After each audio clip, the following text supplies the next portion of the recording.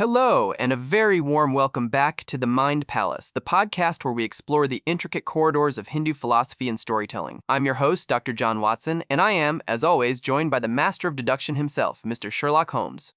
A pleasure, Watson. Today's topic, I believe, is not so much a single corridor as it is the very foundation of the entire palace. We are delving into the Vedas. Indeed! Last week we gave a broad overview of Hinduism, and the Vedas came up as the foundational texts. So today, we're putting them under the microscope. To start, Sherlock, for someone who has never heard the term before, what are the Vedas? Fundamentally, the word Veda itself translates from Sanskrit to knowledge or wisdom. They are not a single book, but a vast collection of texts originating in ancient India. They are considered the earliest scriptures of Hinduism. So, who wrote them? Is there a single author, like a prophet or a scribe? An excellent question, and the answer is central to understanding their significance.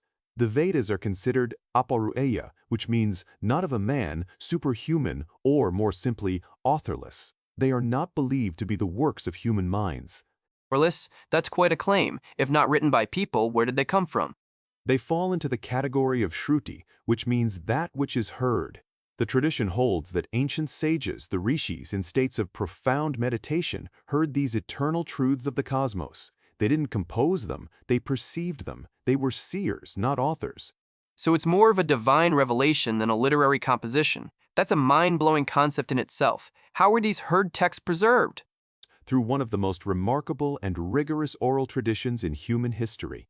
For millennia, the Vedas were not written down. They were passed from teacher to student, generation after generation, with meticulous precision. I can barely remember what I had for breakfast, Sherlock. How on earth did they maintain accuracy over thousands of years? This is where the genius of the system becomes apparent, Watson. It wasn't simple memorization.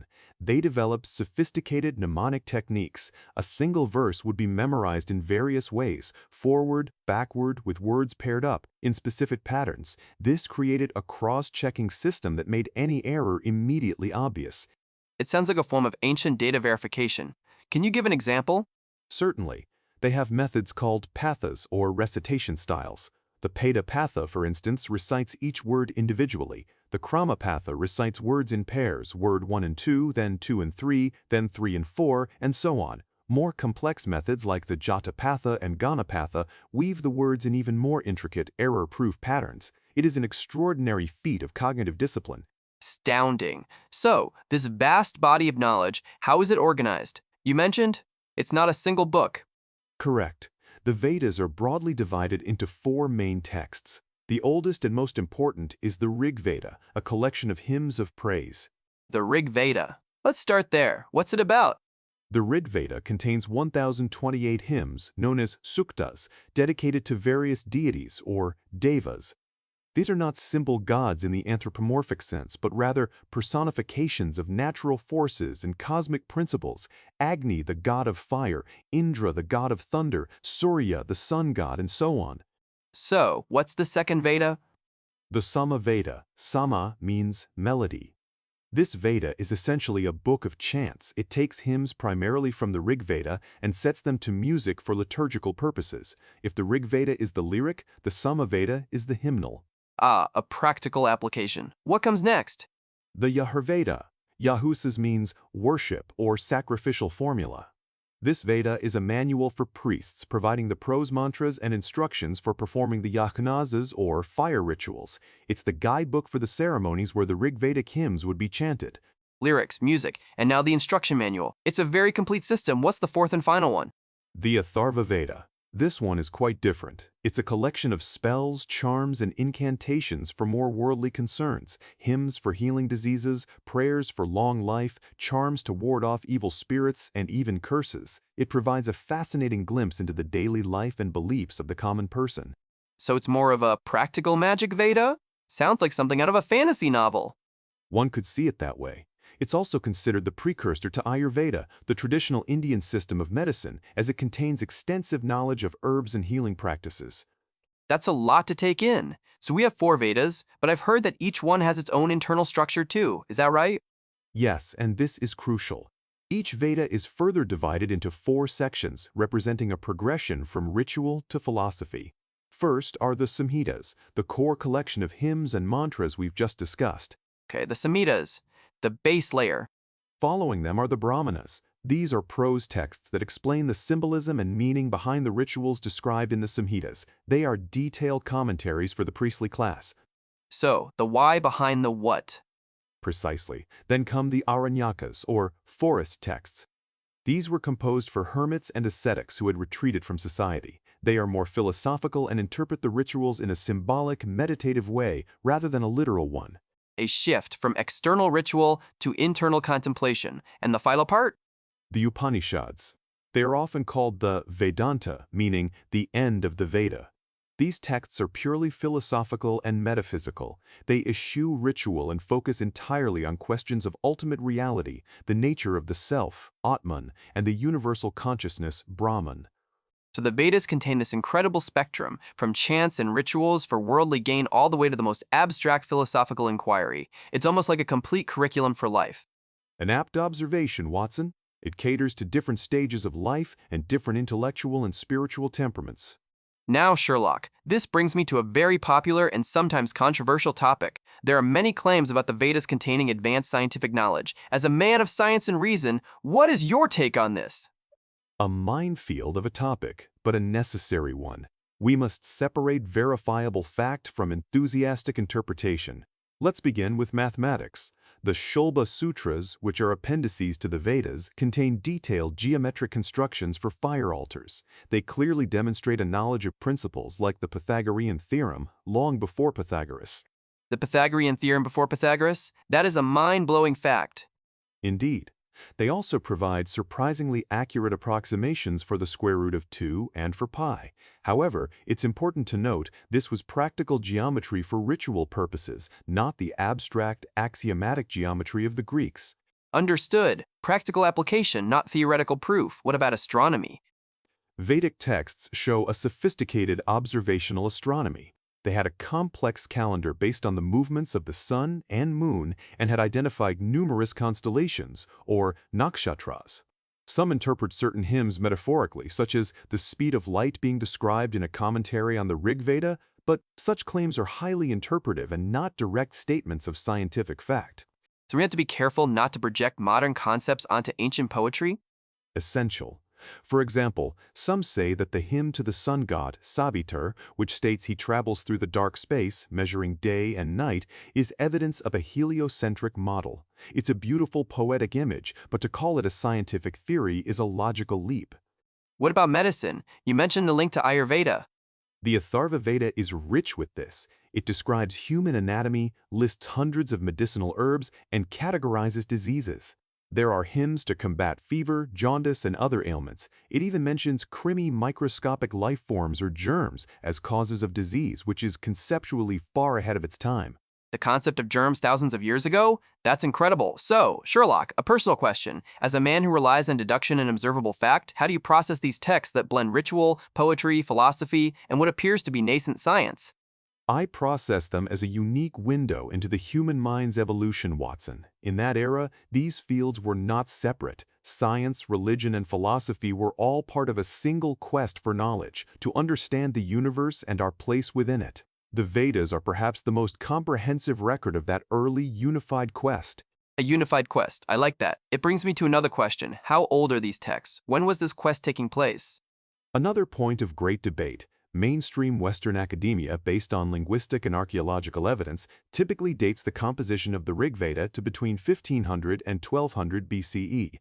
This makes it one of the oldest extant texts in any Indo-European language. And the traditional view?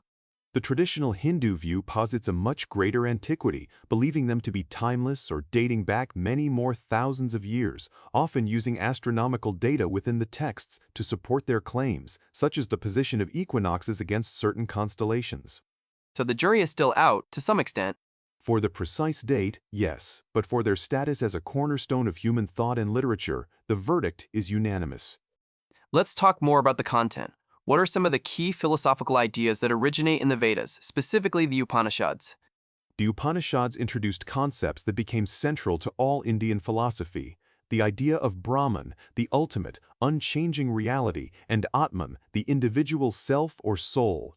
The great revelation of the Upanishads is the statement, Tat Tivam Asis, that thou art. It means your individual soul is identical to the universal consciousness. The microcosm is the macrocosm. That's a powerful idea. Did concepts like karma and reincarnation also come from the Vedas?